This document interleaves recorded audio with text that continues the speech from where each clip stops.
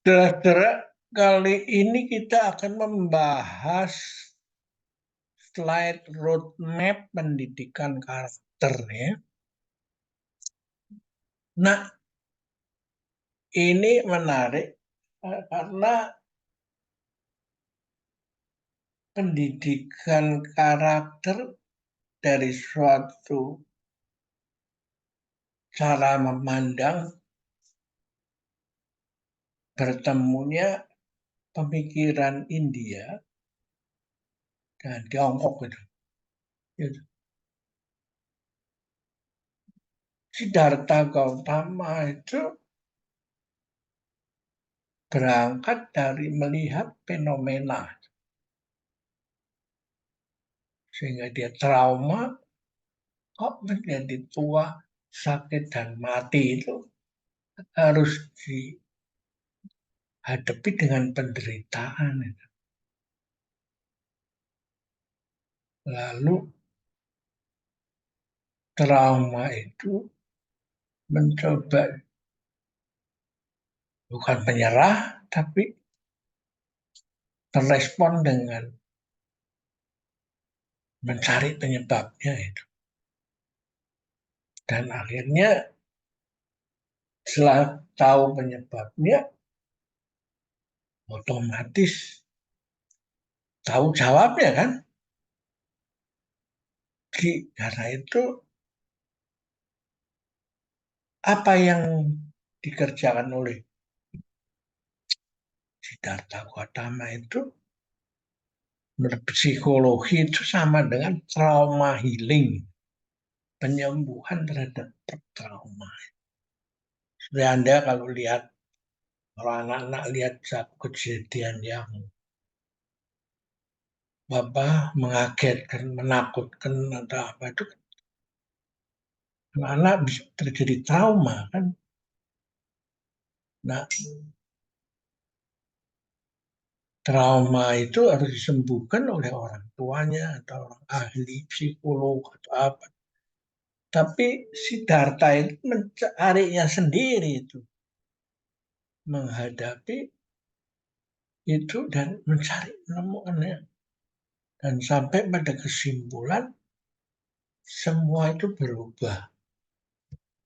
Ya, tidak ada yang tetap itu. Sehingga ya, karena itu tidak ada self yang tetap itu. Ya, semua berubah. Anika sama ananta. Nah, ketika ketemu sama Tiongkok, ya dia bingung juga itu.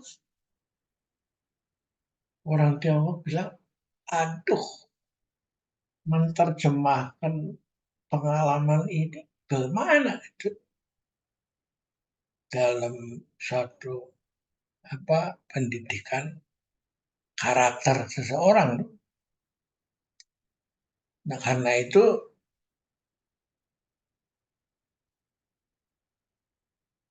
orang Tiongkok yang bukan menggunakan bahasa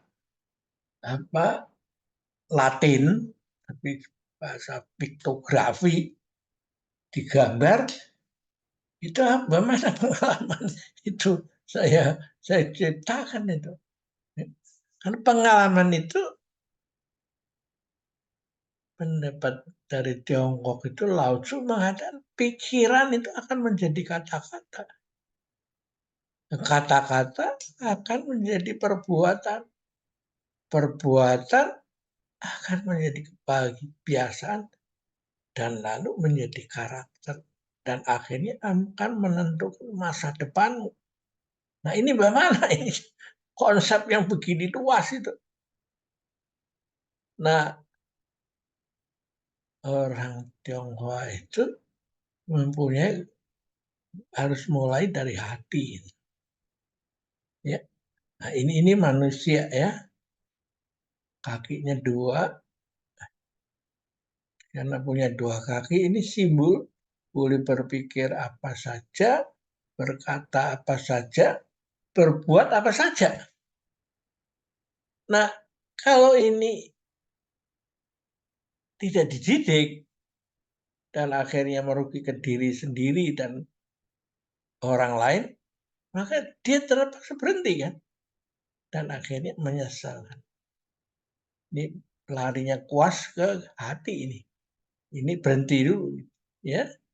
Jadi dari sini, terus loncat ke sana, lalu balik ke sini, hati, ya toh.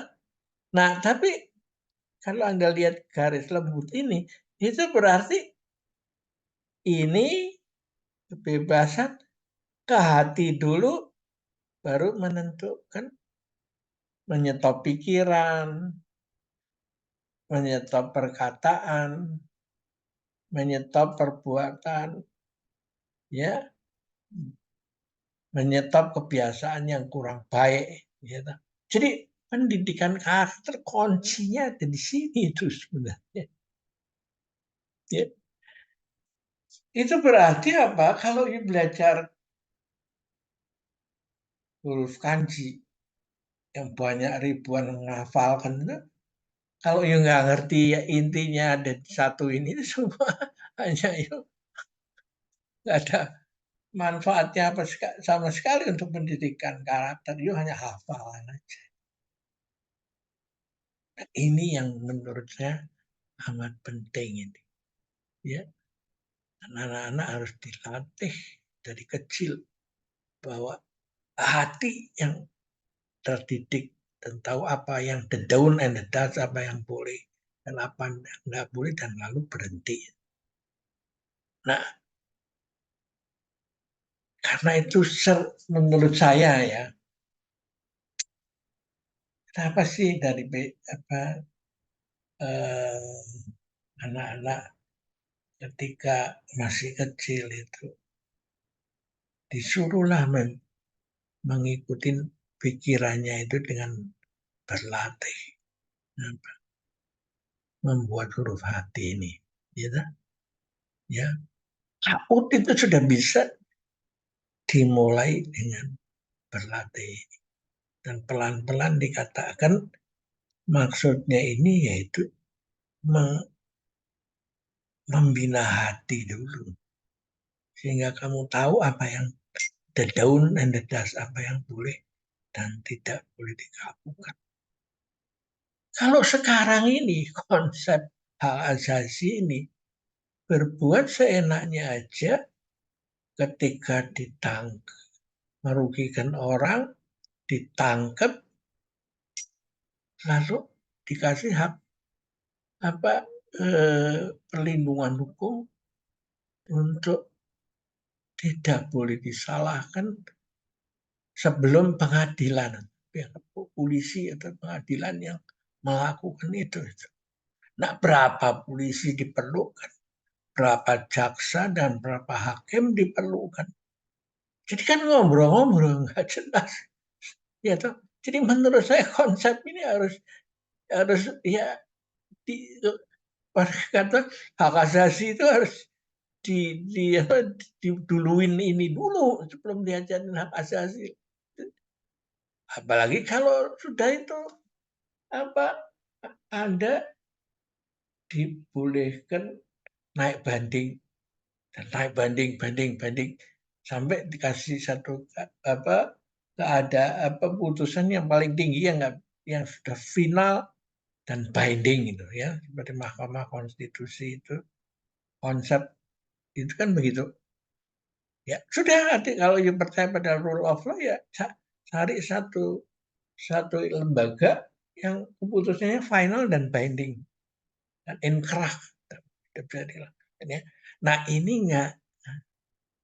Karena itu menurut saya ya, kalau kita mau membangun Indonesia dari hati, dari betul-betul revolusi mental di Indonesia itu atau di dunia kita ini, harus memulai ya dengan yang langkah yang simpel itu, membangun dari hati, ya. Oke, kita bahas sampai di sini dulu dan kita lanjutkan dalam pertemuan yang akan datang.